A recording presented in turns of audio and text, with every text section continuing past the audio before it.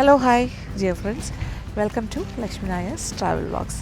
അപ്പോൾ രാവിലെ കൊച്ചിയിലേക്ക്, അതായത് എറണാകുളത്തു നിന്ന് നമ്മൾ കൊച്ചി ഭാഗത്തേക്ക് പോകാനായിട്ട് നിൽക്കുകയാണ്. ഇതൊരു മോർണിംഗ് വൈബ്സ് ആണെന്ന് പറയാം. 6:30 സമയം രാവിലെ. നമ്മൾ പോകുന്നത് ഫോർട്ട് കൊച്ചി ഭാഗത്താണ്. അവിടെ നിന്ന് മട്ടാഞ്ചേരിയിലേക്ക് പോകണം. അപ്പോൾ കാറ് നമ്മളിപ്പോൾ ജങ്കാറിൽ ക്രോസ് ചെയ്യാൻ പോകുന്നു. വാട്ടർ മെട്രോ ഒക്കെ ഉണ്ട് ഇവിടെ, തൊട്ടപ്പുറത്തെ വാട്ടർ മെട്രോ സ്റ്റേഷൻ. പക്ഷേ അത് 7 മണിയെല്ലാം കഴിയും. നമുക്ക് ഇച്ചിരി കൂടെ നേരത്തെ പോകണം. ഇവിടെ 2 ജങ്കാറുണ്ട്. ഇത് 7 മണിക്ക് സ്റ്റാർട്ട് ചെയ്യും. ഒരെണ്ണം ഇപ്പോൾ ഷട്ടിൽ ചെയ്തുകൊണ്ടിരിക്കുന്നു പറഞ്ഞു. അപ്പോൾ ഇത് വന്നു കഴിഞ്ഞാൽ അതിൽ കയറി പോകാം. അപ്പോൾ ഇവിടെ നിന്ന് കാണുന്ന കാഴ്ചകൾ എന്ന് പറഞ്ഞാൽ, നമ്മൾ വെയിറ്റിംഗ് ആണ്. ജങ്കാർ എത്താനുണ്ട്. ഈ ജങ്കാർ ഇപ്പോൾ അനങ്ങില്ല. ഇത് കുറച്ച് റഷ് ആകുമ്പോഴേ മൂവ് ചെയ്യുള്ളൂ എന്ന് പറഞ്ഞാൽ എനിക്ക് കാണാം. ഓപ്പോസിറ്റ് സൈഡിൽ അവിടെ നിന്ന് ആൾക്കാരെ കയറ്റിയിട്ട് ഇങ്ങോട്ട് വരുന്നു. ഇത് നോക്കിയാൽ വല്ലാർപാടം ടെർമിനൽ ഈ ബാക്കിൽ കാണുന്നത്. ഇതൊരു ഐലൻഡ് മാതിരി. അവിടെ രസമുള്ളൊരു ഏരിയ കേട്ടോ. എനിക്ക് കൊച്ചിയൊക്കെ ഭയങ്കര ഇഷ്ടം. പിന്നെ വാട്ടർ മെട്രോയുടെ ഓഫീസ് ഇതാണ്. ഓഫീസും ബോട്ട് ജെട്ടിയും ഇത് തന്നെ. പക്ഷെ അത് ഞാൻ പറഞ്ഞല്ലോ, കുറച്ചുകൂടി ടൈം എടുക്കും. അപ്പോൾ അതിൽ വേണമെങ്കിൽ ടിക്കറ്റ് എടുത്ത് അതിൽ കയറിപ്പോൾ.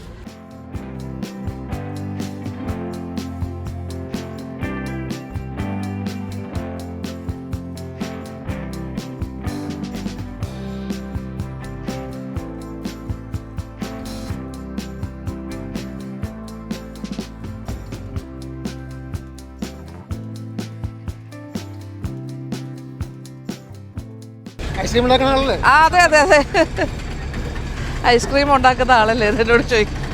അപ്പോൾ നമ്മുടെ കാറിപ്പോൾ കയറും. ഞാൻ ഹൈദർ അതിനകത്തിരിക്കാം, അല്ലെങ്കിൽ ഞാൻ പുറത്തിറങ്ങി നിൽക്കാൻ പോവാം. അതല്ലേ രസം.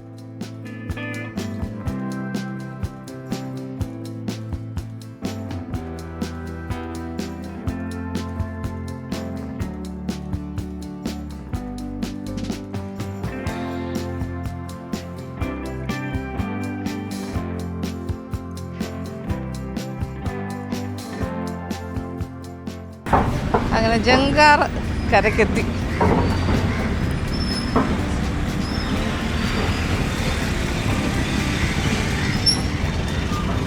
ഓക്കെ, അപ്പോൾ ജങ്കാറിൽ വന്ന ആൾക്കാരെല്ലാം ഇറങ്ങി കഴിഞ്ഞു. വാഹനങ്ങൾ വന്നു.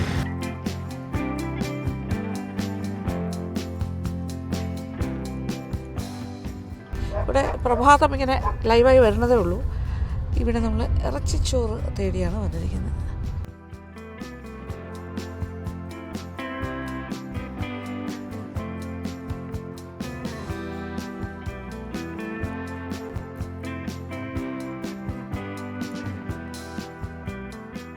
ഇത് നമ്മളുടെ മട്ടാഞ്ചേരിയാണ്. ഇതാണ് കേട്ടോ നൂറിയ ഷോപ്പ്, ഹനീഫിക്കാൻ്റെ കട. വളരെ ഫേമസ് ആയിരുന്നു ഒരു കാലത്ത്. ഇറച്ചിച്ചോറിന് ഏറ്റവും ഇവിടെ മാത്രമേ ഡിപ്പെൻഡ് ചെയ്യേണ്ട അവസ്ഥയുണ്ടായിരുന്നു. പക്ഷെ ഇപ്പോൾ ഒരുപാട് കടകളിൽ ഇറച്ചിച്ചോറുണ്ടല്ലോ. ഞാനിവിടെ വർഷങ്ങൾക്ക് മുന്നേ നമ്മുടെ ഫ്ലേവേഴ്സ് ഓഫ് ഇന്ത്യക്ക് വേണ്ടി വന്നിട്ട് ഇറച്ചിച്ചോറിൻ്റെ മേക്കിംഗ് എല്ലാം ഉണ്ടാക്കി അത് എടുത്ത് നമ്മൾ ഷൂട്ട് ചെയ്ത് കഴിച്ച് നമ്മൾ ആ പ്രോഗ്രാമിൻ്റെ ഭാഗമായിട്ട് കാണിച്ചിട്ടുണ്ട്. പിന്നെ ഇപ്പോഴാണ് വരുന്നത് ആക്ച്വലി പറഞ്ഞാൽ. എത്ര നാൾ കഴിഞ്ഞു. അപ്പോൾ ഹനീഫിക്കാനെ എന്തായാലും കാണാം. അദ്ദേഹം കുറച്ചുകൂടെ വയസ്സായി. ഇപ്പോൾ ഭയങ്കര ആക്റ്റീവ് അല്ല എങ്കിലും ആ പഴയ സ്റ്റാഫും ആൾക്കാരും ഒക്കെ തന്നെയാണ്. അദ്ദേഹം വരും. ഏർലി മോർണിംഗ് വരുന്നില്ല എന്നേ ഉള്ളൂ, കുറച്ച് കഴിയുമ്പോൾ എത്തും. മകനാണിപ്പോൾ ഏറ്റവും കൂടുതലായിട്ട് ഇവിടെ ലീഡ് ചെയ്യുന്നത്. ഷിഹാബ് ഓക്കെ. അപ്പോൾ അച്ഛൻ വരുള്ളൂ. അപ്പോൾ ആ സമയം കൊണ്ട് ഇവിടെ കുറേ കാര്യങ്ങളായി കഴിഞ്ഞു. ബിരിയാണി ആയി കഴിഞ്ഞു. ഇപ്പോൾ ഇറച്ചിച്ചോറിൻ്റെ പല സ്റ്റേജസിലാണ്. ഇപ്പോൾ മസാല ഇതിൽ ചേർത്തു. ഇവിടെ റൈസ് വേവിക്കാനുള്ള വെള്ളവും എല്ലാ കാര്യങ്ങളും റെഡിയാണ്. ഇനി വെള്ളം വറ്റിച്ചെടുക്കുകയാണ്. ചോറ് മറ്റേ ബോയിൽഡ് റൈസാണ്. ഇതിപ്പോൾ വെളിച്ചെണ്ണ ഒഴിച്ചു, ചൂടായിട്ട് ചൂട് വെളിച്ചെണ്ണ. പച്ചമുളക് ചതച്ചത്, ഇഞ്ചി ചതച്ചത്, വെളുത്തുള്ളി, തൈര്, സവാള, പിന്നെ ടൊമാറ്റോ, പൈനാപ്പിൾ, പുതിന, അതിലേക്ക് എണ്ണയും കൂടി ഒഴിച്ചിട്ടുണ്ട്. നമ്മൾ അത് ഇച്ചിരി ലേറ്റ്. അത്രയും സാധനങ്ങൾ ഓൾറെഡി പാത്രത്തിലേക്ക് കയറി. ഇനിയിപ്പം ഇളക്കാൻ പോവാണ് അല്ലേ. ഓക്കെ, ഇതിപ്പോൾ ഇറച്ചിച്ചോറിൻ്റെ മേക്കിംഗ് ആണ്. ഇതിപ്പോൾ ബിരിയാണിക്ക് എല്ലാം ചേർത്തിട്ടാണ് മസാല അടിക്കുന്നത്. ഇതിൽ നിന്ന് ആവശ്യാനുസരണം എടുത്തിട്ടാണ് ഇറച്ചിച്ചോറ് ആക്കുന്നത്. ഇറച്ചിച്ചോറ് ബീഫല്ലേ? ആ, ബിരിയാണി ചിക്കനും ഉണ്ട് ഇപ്പോൾ. ഓക്കെ, ഇപ്പോൾ കോമൺ ആയിട്ട് എടുത്ത മസാലയിൽ നിന്ന് ഒരു ഫുൾ ബൗൾ നിറച്ചൊരു ചരുവം നിറച്ചെടുത്തിട്ട് ഇതിലേക്ക് മാറ്റി. ഇതിലാണ് ഇനി ഇറച്ചിച്ചോറ് ഉണ്ടാക്കാൻ പോകുന്നത്. ഇറച്ചിച്ചോറിൻ്റെ വെള്ളം തിളയ്ക്കാൻ വെച്ചിട്ടുണ്ട്. അതിലേക്കും കൂടെ കുറച്ചിടും ഉണ്ടാക്കിയ മസാല. ഇതിലിപ്പോൾ ഓൾറെഡി മഞ്ഞൾപ്പൊടിയും പിന്നെ മഞ്ഞൾപ്പൊടി, പുതിന ഉണ്ട്. അതെല്ലാം ഇട്ടിട്ട് ഇതെല്ലാം കൂടി ഇട്ട് തിളച്ചുകൊണ്ടിരിക്കുന്ന വെള്ളമാണ്. അതിനകത്തേക്കാണ് ഈ മസാലയുടെ കുറച്ചിടുന്നത്. ഇനി കുറച്ച് കറി മസാലയും കൂടി ഇതിൽ ചേർക്കും. അത് ഹോൾ സ്പൈസസ് ആണ്, അതും കൂടി ചേർക്കും. ഇതിനകത്ത് റൈസാണ് ഉപയോഗിക്കാൻ പോണത്. ബോയിൽഡ് റൈസ് ഏത് റൈസാണ് ഉണ്ടാക്കുന്നത് ഇതിൽ? ജയ പുഴുക്കലരി, അതായത് നമ്മുടെ സുലേഖ ജയ പോലത്തെ അരിയല്ലേ? അത് തന്നെ ബോയിൽഡ് റൈസ്, അതാണ് ചേർക്കാൻ പോണത്. 16 കിലോ റൈസ് വേവിച്ച് വറ്റിച്ചെടുക്കുകയാണ് ചെയ്യണത്. അതിനുള്ള വെള്ളം വെച്ചു. ഇപ്പോഴത്തെ അടുപ്പിൽ ബീഫാണ്. ഇനി ആ മസാലയിലേക്ക് കുറച്ച് ഉപ്പ് ചേർക്കുന്നു. ഇതിൽ മഞ്ഞൾപ്പൊടി. അപ്പോൾ കോമൺ ആയിട്ട് കുറേ കാര്യങ്ങൾ ചേർത്തിട്ടൊന്ന് മിക്സ് ചെയ്തിട്ടുണ്ട്. ഇതിൽ ചതച്ച പച്ചമുളക്, ഇഞ്ചി, വെളുത്തുള്ളി, പിന്നെ സവാള അരിഞ്ഞത്, പിന്നെ ടൊമാറ്റോ എല്ലാം കൂടി ചേർത്തിട്ടാണ് ഇതിങ്ങനെ കുഴച്ച് എടുത്ത്. മല്ലിയില, പുതിന, എല്ലാ കാര്യങ്ങളും ഉണ്ട്. ഇനിയിപ്പോൾ എണ്ണ, പൈനാപ്പിൾ എല്ലാം ചേർത്തിട്ടുണ്ട്. ഇപ്പോൾ കുറച്ച് മഞ്ഞൾപ്പൊടിയും ഇതും കൂടി ചേർത്തു എക്സ്ട്രാ. 26 കിലോ ഇറച്ചിയാണത്. ഇത് കുഞ്ഞ് എന്താ പറയുക ബീഫാണ്, കുട്ടി കടാവ്. അപ്പോൾ വീൽ ബീഫെന്ന് നമ്മൾ പറയില്ലേ, വീല്, അത് അപ്പോൾ ഭയങ്കര ടെൻഡറായിരിക്കും. ഏതാണ്ട് മട്ടൺ പോലെ തന്നെ ഇരിക്കും, പെട്ടെന്ന് വേഗവും ചെയ്യും. ഈസിയാണ്. നല്ലതായിട്ട് മിക്സ് ചെയ്തു.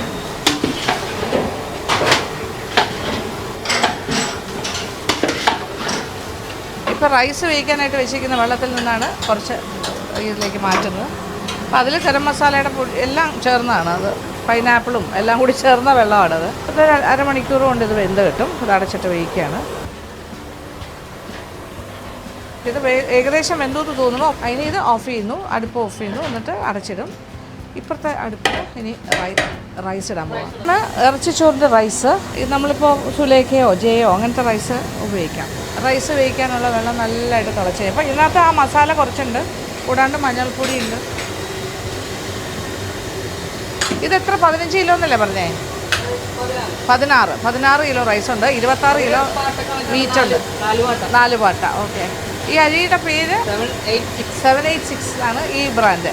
അവരിതാണ് ഉപയോഗിക്കുന്നത്. നമുക്ക് ഏത് റൈസ് വേണമെങ്കിലും ഉപയോഗിക്കാം, ബോയിൽഡ് റൈസ്. ഇതിൽ കിടന്ന് ഓൾമോസ്റ്റ് വേകുന്ന പോലെ ആകുമ്പോൾ കുറച്ച് ചാറ് ബാക്കിയുള്ളപ്പോഴാണ് വേവിച്ച് വെച്ചിരിക്കുന്ന ഇറച്ചിയും ഈ റൈസും എല്ലാം കൂടി മിക്സ് ചെയ്യുന്നത്. ഇത് ഏതാണ്ട് വെന്ത് കഴിഞ്ഞിട്ട്. ഓക്കെ. ഇത് ഏകദേശം 3/4 വേഗം ആയി കഴിഞ്ഞു. ഒരു 15-20 മിനിറ്റ് പോലും ആയിട്ടില്ല കേട്ടോ. വെള്ളം ഏതാണ്ട് പറ്റി. ഈ സമയത്ത് ആ ഇറച്ചി വിത്ത് കുറച്ച് ഗ്രേവി ഉണ്ട് അതിനകത്ത്. അതും ഇതും കൂടി ഒരു മിക്സിംഗ് ആണ് വരാൻ പോണേ. ഓക്കെ. നോക്കിക്കോളൂ. റൈസിലേക്ക് ഇടാൻ പോകുന്നു. എല്ലാം ഒരു ടൈമിങ്ങും കണക്കുമാണ്. ഇവർക്കത് കറക്റ്റ് അറിയാമല്ലോ. അതിൻ്റെ ആ ഗ്രേവിയും കൂടി ചേർത്ത് അതിൻ്റെ സ്റ്റോക്കും കൂടിയാണ് ഇതിനകത്തേക്ക് മാറ്റാൻ പോണേ. അതിൻ്റെ ഗ്രേവി എല്ലാം ഒഴിച്ചു കഴിഞ്ഞു. ഇനി ഇതെല്ലാം കൂടി കിടന്നൊന്ന് വേവും. വെന്ത് വറ്റി കിട്ടും. നല്ല ഹൈ ഫ്ലെയിമിൽ തന്നെ കിടക്കുന്നത്, നല്ല തിളച്ചോണ്ടേ ഇരിക്കുന്നു. വെള്ളം കുറച്ചുകൂടി വറ്റി കഴിഞ്ഞിട്ട് തീ കുറച്ചിട്ട് അടച്ചങ്ങട് ഇടും. അപ്പോൾ ഇതിന് വെള്ളം ഏകദേശം വറ്റുന്ന വരെ വെയിറ്റ് ചെയ്യുക. അത് കഴിഞ്ഞിട്ട് തീ കുറയ്ക്കുള്ളൂ. തീ കുറച്ചിട്ട് പാത്രം അടച്ചിട്ടിട്ട് ചെറിയ തീയിൽ. അപ്പോൾ ഇതിനൊരു ടൈമുണ്ട്. ഇപ്പോൾ 9 മണിക്ക് ഇതിങ്ങനെ ഇട്ട് കഴിഞ്ഞാൽ 11:30 എത്ര മണി വരെ വെയിറ്റ് ചെയ്യും? 2 മണിക്കൂർ അല്ലേ? 1.5 മണിക്കൂർ 2 മണിക്കൂർ വറ്റാനായിട്ടിടും. പാകം നോക്കില്ലേ? ഭയങ്കര ടേസ്റ്റായിട്ട് ഇവരുടെ ഇറച്ചിച്ചോറ്. ഇതാ ഇനി കുറച്ച് ഉപ്പും കൂടി ഇടും. റൈസും കൂടെ ചേർന്ന് വരുമ്പോൾ ഉപ്പ് കുറവായിരിക്കും. അത് തന്നെ. അപ്പോൾ വെള്ളം ഏകദേശം വറ്റി തുടങ്ങുന്നു. ഇപ്പോൾ തീ കുറച്ച് കഴിഞ്ഞു. ഇനി ആ ചെറിയ തീയിൽ കുറച്ച് നേരം ഇടും. അത് കഴിഞ്ഞിട്ട് തീ ഓഫ് ചെയ്തിട്ട് അടച്ചൊരു 1 മണിക്കൂറോളം ഇട്ടേക്കും. ഇറച്ചിച്ചോറിൻ്റെ മേക്കിങ് വെരി ഡിഫറെൻറ്റ്. കാരണം ഇതിൽ വെളിച്ചെണ്ണയിലാണ് കംപ്ലീറ്റ് ചെയ്യുന്നത്. നെയ്യ് അങ്ങനെ ഒന്നും വേണ്ട. ബിരിയാണി ആണെങ്കിൽ നെയ്യ്, ഡാൽഡ അങ്ങനത്തെ കാര്യങ്ങളൊക്കെ വരും. ഇവർക്കിത് സ്ഥിരം ചെയ്യുന്നതായതുകൊണ്ട് ആ ഒരു കറക്റ്റ് കണക്ക്, ടൈമിങ് എല്ലാത്തിനും ഒരു കണക്കാണ്. നമ്മൾ വീട്ടിൽ ചെയ്യുമ്പോൾ അത് അഡ്ജസ്റ്റ് ചെയ്ത് നമ്മുടെ ഒരു കണക്കിൽ ഉണ്ടാക്കണം. ഏതാണ്ട് പറ്റി. ഓക്കെ. ഇനി ലാസ്റ്റ് പരിപാടിയാണ് എണ്ണ വീണ്ടും ഒഴിക്കും അല്ലേ? വെളിച്ചെണ്ണ ചെറിയ രീതിയിൽ കുറച്ച് നേരം ഇട്ടു. ഇനി ഓഫ് ചെയ്യാൻ പോകണം. കുറച്ച് ഗരം മസാല പൊടിച്ചതും എണ്ണ, മല്ലിയില, പുതിന ഇതൊക്കെയാണ് ഇനി ഇടാൻ പോണത്. ഗരം മസാല പൊടി ഇത് ഇവർ തന്നെ പൊടിക്കുന്ന മസാലയാണ്. അത് മല്ലിയില, പുതിനയില. 16 കിലോ റൈസും 26 കിലോ ഇറച്ചി. ഇത് എത്ര പേർക്ക് ഉണ്ടാവും ഇത്രയും ക്വാണ്ടിറ്റി ഉണ്ടാക്കി? ഇനി കുറച്ച് പൈനാപ്പിൾ. 10-200 പേർക്ക് കഴിക്കാൻ പറ്റുമോ? ഓക്കെ. കുറച്ച് പൈനാപ്പിൾ ഓൾറെഡി വെള്ളത്തിൽ തിളപ്പിക്കുന്ന കൂട്ടത്തിൽ കുറച്ച് തിളപ്പിച്ചിട്ടും ഉണ്ടായിരുന്നു. ആ റൈസ് വേവിച്ച വെളിച്ചെണ്ണ ഒഴിക്കുന്നു. ഇതുപോലെ ഒരു 2 പാക്കറ്റ് വെളിച്ചെണ്ണ ഒഴിക്കും. ഇച്ചിരി കൂടെ ഒന്നായിട്ട് ഓഫ് ചെയ്തിട്ട് അടച്ചങ്ങിടും. പിന്നെ നല്ല വറ്റി സെറ്റായിരിക്കും. ഇപ്പം സമയം ഏതാണ്ട് 8:30 മണിയായി. ഇനി ഇതൊരു 11:30 പൊട്ടിക്കുള്ളൂ അല്ലേ?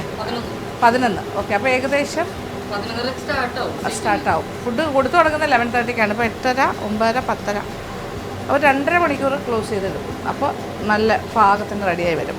അപ്പോൾ എന്തായാലും 2.5 മണിക്കൂർ വെയിറ്റിംഗ് ആണ്. അപ്പോൾ അതുവരെ ഞങ്ങളിവിടെ ഇരിക്കുന്നില്ല. ഞങ്ങളൊന്ന് പോയേച്ച് വരാം. നമുക്ക് വേറെ ചില കലാപരിപാടികളുണ്ട്. പുറത്തേക്ക് ഇറങ്ങിയിട്ട് ഇവിടെ 11:30 ഓൺവേർഡ്സ് ഫുഡ് സ്റ്റാർട്ട് ചെയ്യും. നമ്മളൊരു 12:30 തിരിച്ചെത്താൻ നോക്കാം. കുറച്ച് മാറ്റി വെച്ചേക്കണം. ഇത് പൊട്ടിച്ച് ഇളക്കുന്നതൊന്നും നമുക്ക് കാണാൻ പറ്റില്ല. പക്ഷേ ഇതാണ് പ്രോസസ്സ്. ഇനി അടച്ചിടുന്നു, അത്രേ ഉള്ളൂ. പോയേച്ച് വരാം. ഓക്കെ, ശരി.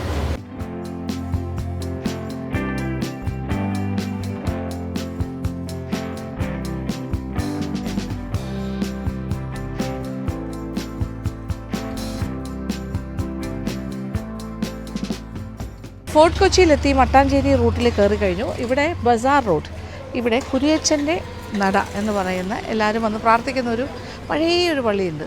അതിൻ്റെ ഫ്രണ്ടിൽ എത്തിക്കൊണ്ടിരിക്കുന്നു.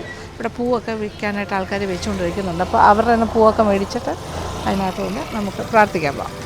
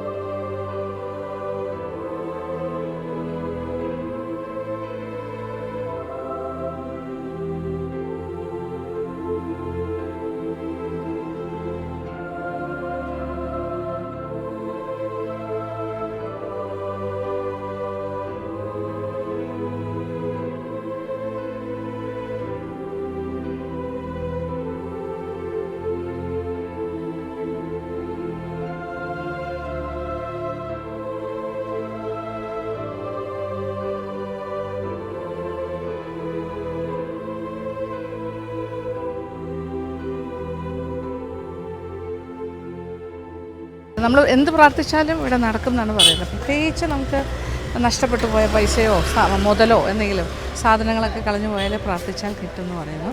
ഇവിടെ ഇങ്ങനെ ആൾ കൂടിക്കൊണ്ടിരിക്കണം. അപ്പോൾ ഇത് ഞാനിവിടെ വരുമ്പോഴാണ് അറിയുന്നത് കേട്ടോ. അപ്പോൾ പ്രാർത്ഥിച്ച്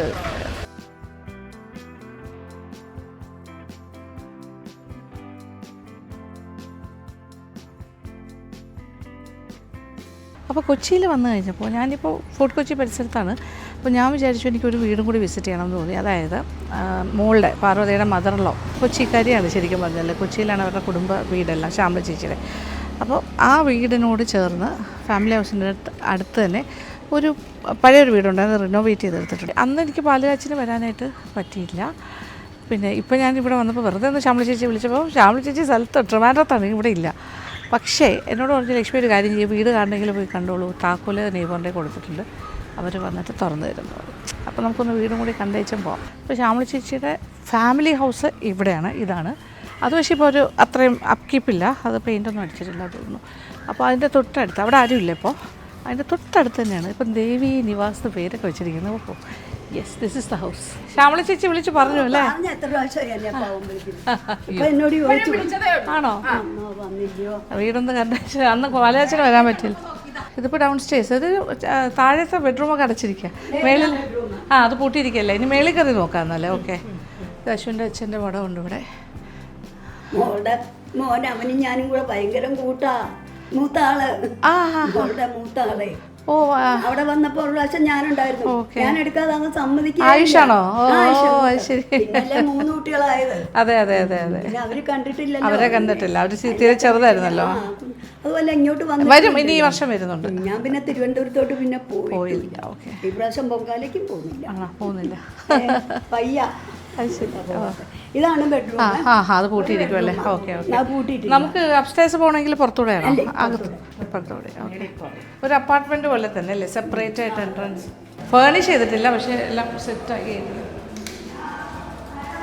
അപ്സ്റ്റേഴ്സ്. ഓ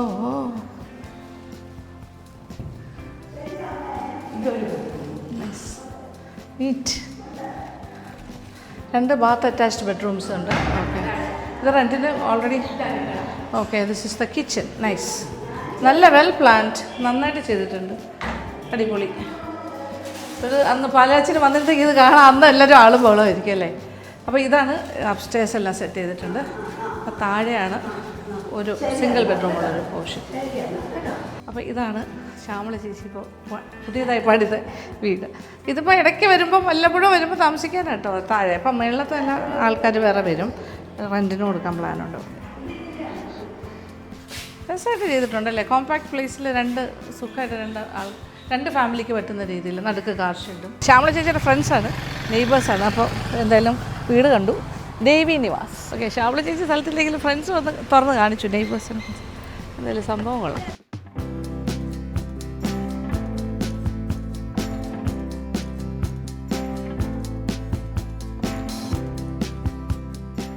ഇപ്പോൾ മട്ടാഞ്ചേരി പരിസരത്താണ്. അപ്പോൾ ആദ്യം ബ്രേക്ക്ഫാസ്റ്റ് കഴിക്കണം. അത് ഇവിടുത്തെ ഫേമസ് ഹോട്ടലാണ്, ഹോട്ടൽ സിറ്റി സ്റ്റാർ. ചെറിയ കടയാണ്, പക്ഷെ ഭയങ്കര തിരക്കാണ്, കയറാൻ പോലും പറ്റില്ല.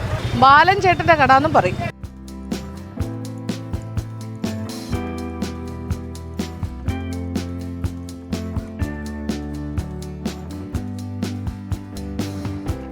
കൊച്ചിയിലെ സിറ്റി സ്റ്റാർ എന്ന് പറയുന്ന റെസ്റ്റോറൻറ്റിനകത്താണ്. ഇവിടുത്തെ തിരക്ക് കണ്ടല്ലോ, ഒരു സീറ്റ് കിട്ടിയത് തന്നെ ഭാഗ്യം. ഇവിടെ മട്ടൺ ചോപ്സും പൊറോട്ട, ബീഫ് കറി, പിന്നെന്താ നെയ്ച്ചോറ്, ഇറച്ചി കറി, ചിക്കൻ ഫ്രൈ, നെയ്ച്ചോറ് മുട്ട കറി, ഭയങ്കര കുറേ കോമ്പോസ് ഉണ്ട്. പക്ഷേ ഏറ്റവും ഫേമസ് എന്ന് പറഞ്ഞാൽ ഇവിടുത്തെ മട്ടൺ ബീഫൊക്കെയാണ്. പിന്നെ പൊറോട്ടാസ് അല്ലേ. ഇവിടുത്തെ പൊറോട്ട കുറച്ച് ഡിഫറെൻ്റ് ആണ്, സ്ക്വയർ പൊറോട്ടയാണെന്ന് പറഞ്ഞത്. എന്തായാലും ഇവിടുത്തെ തിരക്ക് കാണുമ്പോൾ അറിയാമല്ലോ, പബ്ലിക് അത്രയും പോപ്പുലർ ഒരു സ്ഥലമാണ് കൊച്ചിയിലെ. ബഡ്ജറ്റ് ഫ്രണ്ട്ലി, ഭയങ്കര ടേസ്റ്റി ഫുഡ് കിട്ടുന്ന കട.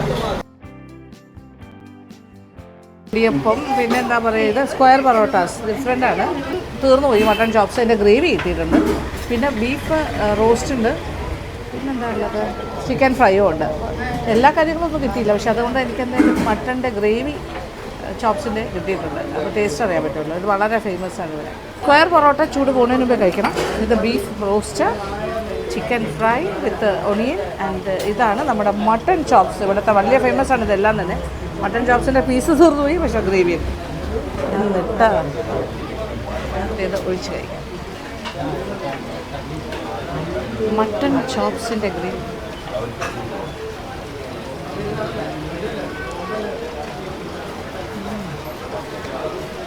Very nice. ബീഫ് ഞാൻ അങ്ങനെ കഴിക്കുന്ന ആളല്ല, എങ്കിലും ടേസ്റ്റ് ചെയ്ത് പറയാം. അടിപൊളി, നല്ല വെന്തിട്ടുണ്ട്. അപ്പോൾ നമ്മുടെ ബ്രേക്ക്ഫാസ്റ്റ് ഇവിടെയാണ്. പിന്നെ ബാലൻ ചേട്ടൻ്റെ കട അഥവാ സിറ്റി സ്റ്റാർ ആ റെസ്റ്റോറൻറ്റിൽ നിന്ന് ഇറങ്ങുന്നു.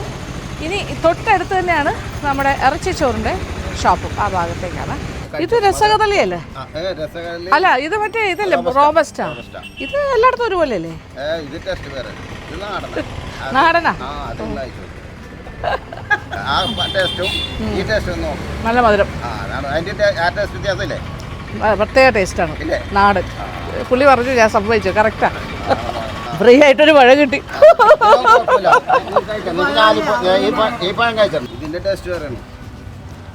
പൂജാക്കത്തില്ലയോ? ഞാലിപ്പഴം അവിടെയാ? എന്നെ എല്ലാവരും കൂടെ കഴിപ്പിച്ചു. മട്ടാഞ്ചേരിക്കാരുടെ ഫുഡും നല്ലത്, ഹോസ്പിറ്റാലിറ്റി നല്ലതാ. വളരെ എന്താ പറയാ, അതിഥികളെ നന്നായിട്ട് സ്വീകരിക്കുന്നുണ്ട്. പഴമൊക്കെ തന്നെ ഇവിടെ. ഇത് ചെറിയ പഴത്തിന് എന്താ പറയാ? ഞാലിപ്പഴം. ഇവിടുത്തെ ഞാലിപ്പൂ. മട്ടാഞ്ചേരി പുതിയ റോഡിലെ അഷ്റഫിന്റെ പഴക്കട മറക്കാതെ വരിക. ഇത് ഓപ്പോസിറ്റ് നൂറിയ റെസ്റ്റോറൻറ്റ്, നമ്മുടെ എന്താ പറയുക, ഹനീഫിക്കാൻ്റെ കടയുടെ ഓപ്പോസിറ്റ്, ഇറച്ചിച്ചോറ് കടയുടെ നേരെ ഓപ്പോസിറ്റാണ്. യെസ്, ഇത് അറിയാമെങ്കിൽ ഇത് പാടില്ല കണ്ടുപിടിക്കാൻ. ആ കടയുടെ ഓപ്പോസിറ്റല്ലേ എപ്പോഴും ഉണ്ടാവുക. ആ പഴക്കട കേട്ടോ, ഇവിടെ വരണം. അടിപൊളി നാടൻ പഴമൊക്കെ ഇവിടെ കിട്ടും. ഇതാണ് നമ്മുടെ ഹനീഫിക്ക. അദ്ദേഹത്തിൻ്റെ കടയിലേക്കാണ് നമ്മൾ വന്നത്. ഇപ്പം മകനായിരുന്നു കംപ്ലീറ്റ് കാര്യങ്ങളൊക്കെ എല്ലാം ചെയ്യും. വയ്യാണ്ടിരിക്കുക കുറച്ച്, അപ്പോൾ അതുകൊണ്ട് കുറച്ച് ലേറ്റായിട്ട് വന്നു. അടിപൊളിയായിട്ട് കിട്ടിയിട്ടുണ്ട് കേട്ടോ, നന്നായി. നമ്മൾ എത്ര വർഷം കഴിഞ്ഞപ്പോൾ കാണുന്നു? 7-8 വർഷമായി. ഇപ്പോൾ അന്ന് കോളേജിൽ വന്നിട്ട് 10 വർഷം കഷ്ടിച്ച് 10 വർഷത്തോളം ആകുന്നു. അല്ല, ഇനി വരാനിനി ആരും ഇല്ലല്ലോ. റീലിൽ പല എത്ര കുട്ടികളോട് വന്ന് എടുത്തിട്ട് പോയി. ഭയങ്കര ഫേമസ്. ഞാൻ വരുന്ന സമയത്ത് അത്രയും ആൾക്കാരൊന്നും വരുന്നില്ലായിരുന്നല്ലോ. ആദ്യം നമ്മൾ കൈരളിയിൽ നിന്ന് വന്നു, അത് കഴിഞ്ഞിട്ടാണ് പിന്നെ അങ്ങോട്ട്. അതെ അതെ, ഓക്കെ. അപ്പോൾ വരുന്നുണ്ട് ഇപ്പോൾ അങ്ങോട്ട് കഴിക്കാനായിട്ട്. ഓക്കെ, 11 മണിയായി. ഇറച്ചിച്ചോറ് ഓപ്പൺ ചെയ്യാൻ പോകും. യെസ്, കറക്റ്റ് വറ്റി റെഡി ആയിരിക്കും അല്ലേ? ടൈറ്റായിട്ട് കളിക്കും.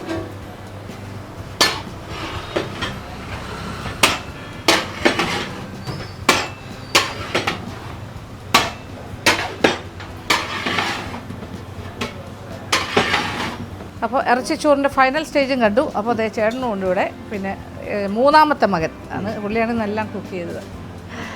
ഓക്കെ, അപ്പോൾ ഇനി ചൂടായിട്ട് കഴിച്ചിട്ട് അപ്പോൾ ഇനി ഇറച്ചിച്ചോറ്, ചിക്കൻ ബിരിയാണി എല്ലാം റെഡിയാണ്. ഇറച്ചിച്ചോറും ചിക്കൻ ബിരിയാണിയും നമുക്ക് ടേസ്റ്റ് ചെയ്യാം. പിന്നെ തിരക്കാകാൻ പോകുന്നേ ഉള്ളൂ. 11 മണിക്ക് പൊട്ടിച്ച ഉടനെ തന്നെ ഞാൻ ഇരിപ്പായി ഇവിടെ.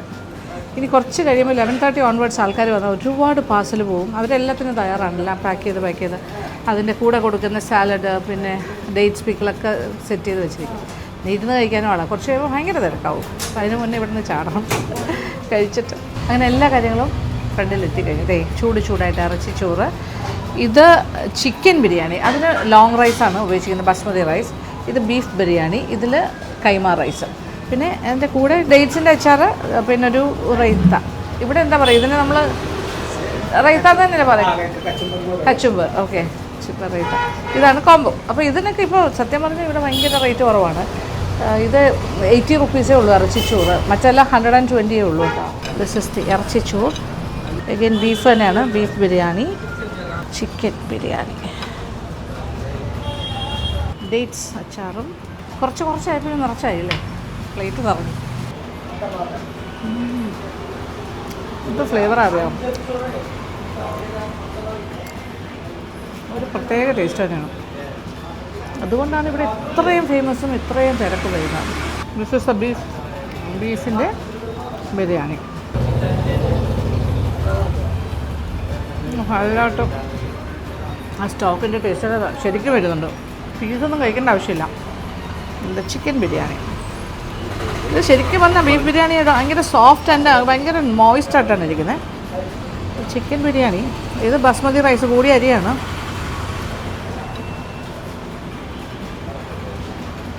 എല്ലാം ഒന്നിനൊന്നും മെച്ചം.